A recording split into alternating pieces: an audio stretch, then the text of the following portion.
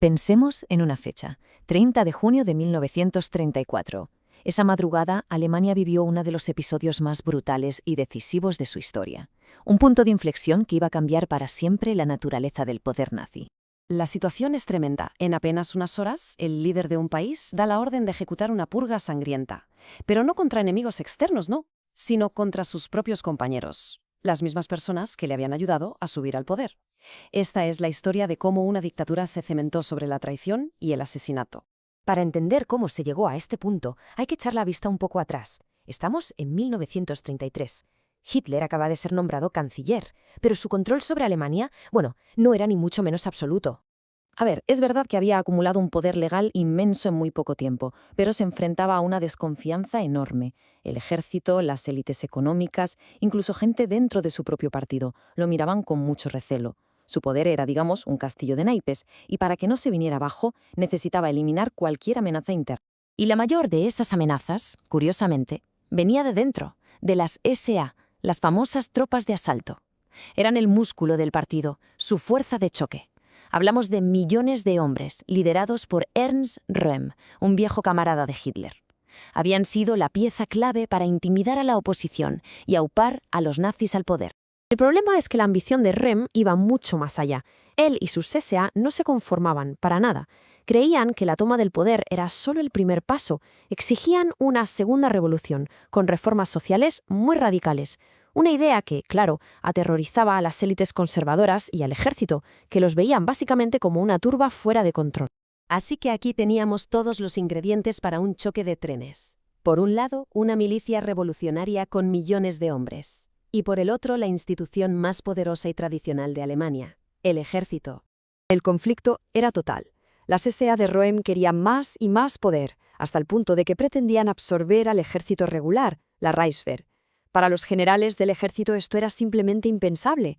No iban a permitir que su institución profesional fuera devorada por lo que ellos consideraban una banda de matones callejeros. Hitler se encontraba, por tanto, en una encrucijada monumental. La pregunta del millón era ¿a quién iba a apoyar? ¿A sus viejos camaradas, a la base que le dio la fuerza en las calles? ¿O se aliaría con el poder establecido del ejército, la única institución que podía garantizar la estabilidad del Estado, o derrocarlo? La elección que tomara iba a definir el futuro de Alemania.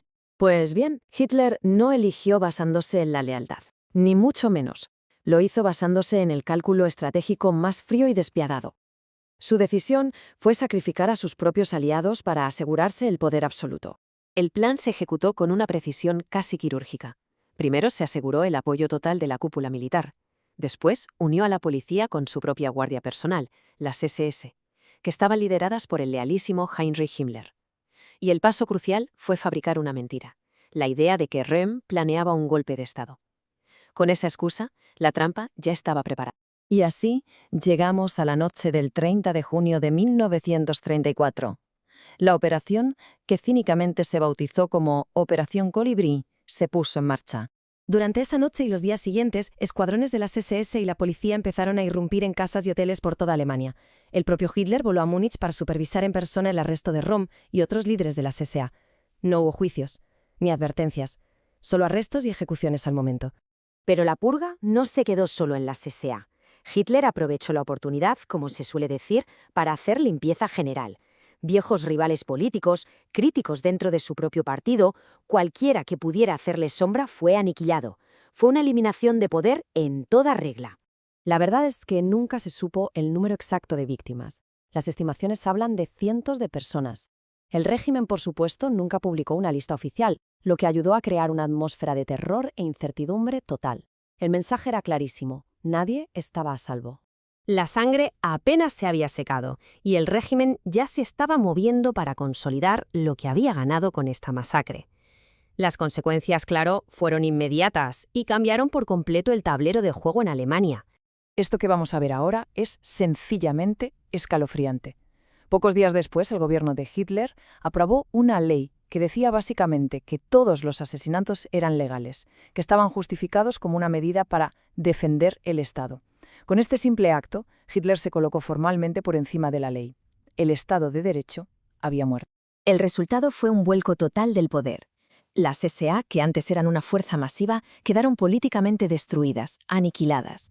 Y en su lugar, ascendieron las SS de Himmler, que se convirtieron en la organización más temida y poderosa del Tercer Reich, el verdadero brazo ejecutor de la voluntad de Hitler.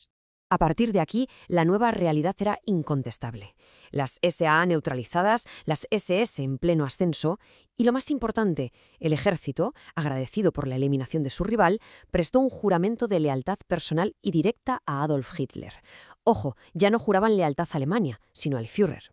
Cualquier posible oposición interna había sido borrada del mapa o directamente aterrorizada hasta el silencio. Y este es el gran legado de aquella noche sangrienta. La noche de los cuchillos largos no fue solo una masacre, fue el momento fundacional de la dictadura totalitaria.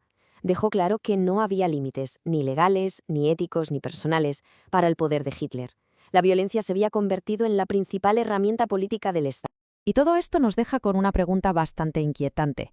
La noche de los cuchillos largos nos demuestra que las dictaduras no solo se construyen persiguiendo a enemigos de fuera, sino que muy a menudo se devoran a sí mismas, eliminando cualquier lealtad que no sea absoluta.